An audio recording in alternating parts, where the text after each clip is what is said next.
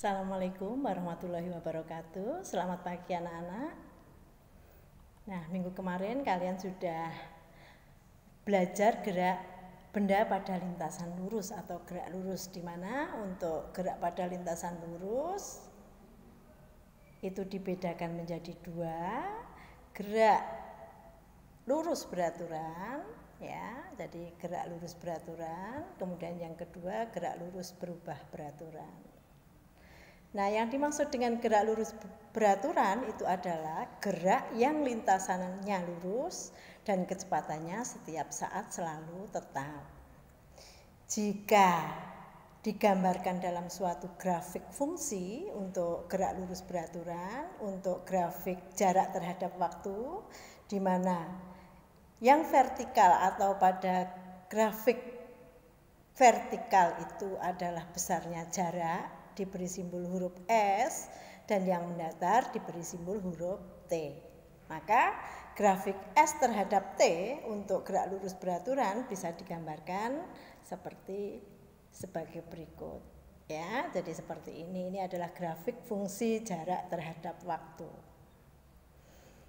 Nah, sekarang untuk grafik yang kedua, jarak kecepatan terhadap waktu untuk jenis gerak lurus beraturan, maka di situ menunjukkan bahwa kecepatan setiap detik selalu konstan, di mana garis vertikal menunjukkan besarnya kecepatan, untuk yang horizontal menunjukkan besarnya waktu. Kemudian grafik yang ketiga, ini adalah grafik fungsi percepatan terhadap waktu anak-anak. Di sini belum ada gambarnya ya. Jadi grafik di mana yang vertikal nanti besarnya percepatan, kemudian yang horizontal menunjukkan besarnya waktu. Karena untuk gerak lurus beraturan itu tanpa percepatan, maka grafiknya percepatan setiap saat selalu konstan. Grafiknya akan berimpit dengan grafik T. Ya, itu untuk grafik yang menunjukkan jenis geraknya gerak lurus beraturan. Nah, yang kedua itu adalah jenis yang kedua, gerak lurus berubah beraturan. Suatu benda dikatakan bergerak lurus berubah beraturan adalah gerak yang lintasannya berupa garis lurus dengan kecepatan selalu berubah-ubah, tetapi perubahannya tetap, di mana perubahan kecepatan itu dinamakan percepatan. Jadi bisa dikatakan gerak yang lintasannya lurus dengan nilai percepatan konstan. Itu adalah gerak lurus berubah beraturan. Untuk jenis gerak lurus beraturan, persamaan-persamaan yang menyatakan hubungan besarnya perpindahan, kecepatan dan waktu bisa ditulis dengan persamaan V sama dengan S per T, atau S sama dengan V kali T, atau T sama dengan S per V. Ya, jadi ini adalah jenis atau macam persamaan pada jenis gerak lurus beraturan. Jadi kalian bisa menentukan apakah jenis suatu gerak lurus itu berjenis gerak lurus beraturan jika suatu gerak itu nilai kecepatannya setiap detik selalu sama atau kecepatannya selalu konstan.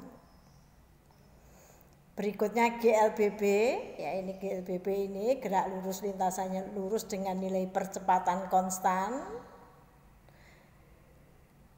Ada GLBB dipercepat, ada GLBB diperlambat. Kalau dipercepat, nilai percepatannya positif. Kalau diperlambat, nilai percepatannya negatif. Kalau percepatan, nilai kecepatan itu nanti selalu bertambah. Kalau diperlambat, nilai kecepatannya akan berkurang secara tetap. Ya. Untuk jenis grafik GLB sekarang, GLBB. Yang pertama, grafik fungsi jarak terhadap waktu, di mana yang vertikal menunjukkan besarnya jarak, yang horizontal menunjukkan besarnya waktu.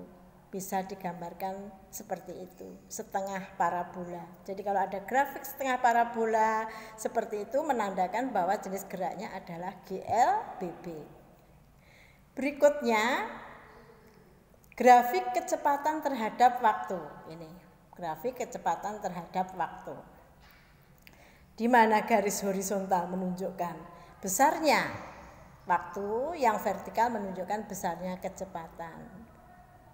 Kecepatannya setiap saat selalu bertambah, kemiringannya seperti itu. Jadi kemiringan tergantung nilai kecepatannya. Itu ya. Jadi mungkin nanti kalau grafik percepatan terhadap waktu A terhadap T, yang vertikal itu A, yang horizontal itu T, maka akan berupa garis lurus mendatar.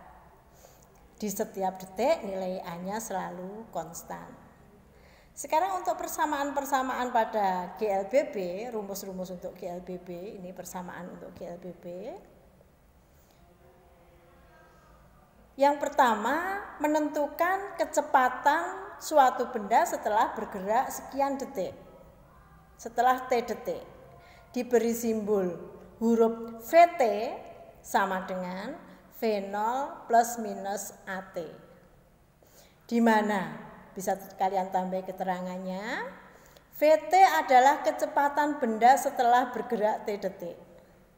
Sedangkan V0 itu adalah kecepatan mula-mula benda.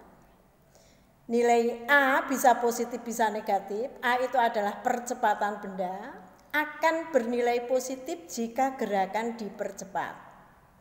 Bernilai negatif jika gerakan diperlambat. Ya. Kemudian persamaan yang kedua, ST atau S, jarak yang ditempuh benda setelah sekian detik. Bisa ditentukan dengan V0T. V0 itu adalah kecepatan mula-mula benda. T itu adalah waktu tempuh plus minus setengah AT kuadrat. Sama dengan yang di atas ya, akan bernilai plus jika gerakan itu dipercepat. Sedangkan bernilai min jika gerakan itu diperlambat. Atau boleh ada hubungan antara di sini VT kuadrat sama dengan V0 kuadrat plus minus 2AS. VT tadi sama dengan persamaan yang pertama, kecepatan setelah T detik. V0 kecepatan mula-mula benda.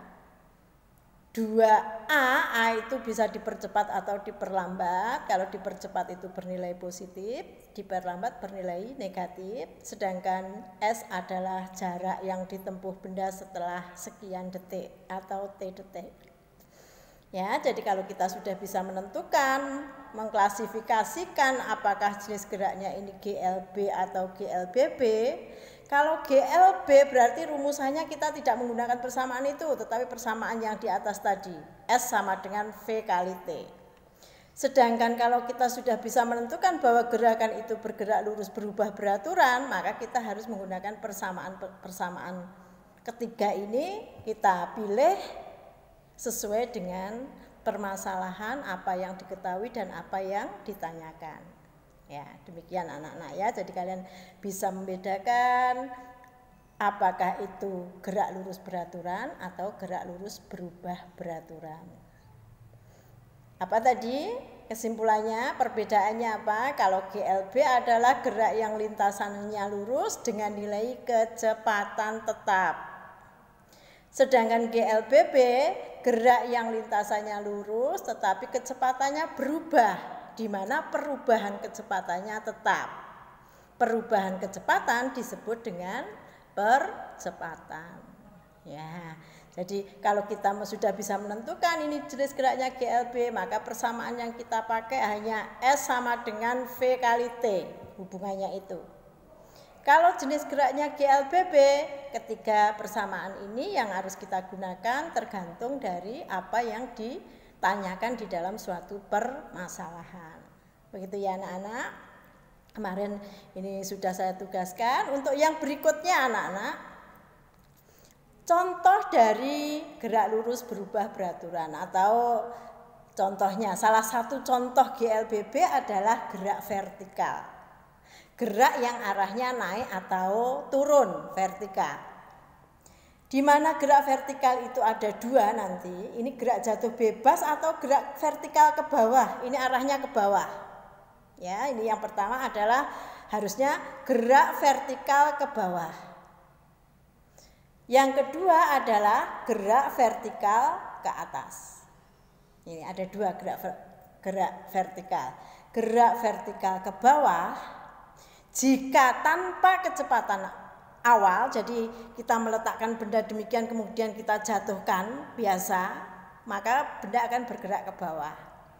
Di mana saat mulai bergerak tidak ada kecepatan awalnya, itu dikatakan gerak jatuh bebas. Jadi yang dimaksud dengan gerak jatuh bebas di sini adalah gerak vertikal ke bawah tanpa kecepatan awal.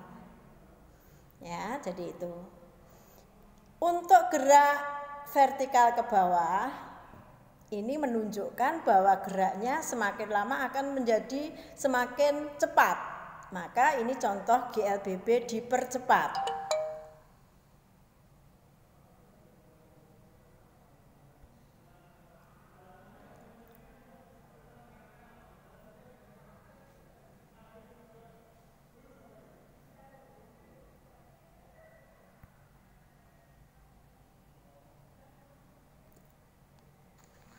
Bismillahirrahmanirrahim. Selamat pagi anak-anak.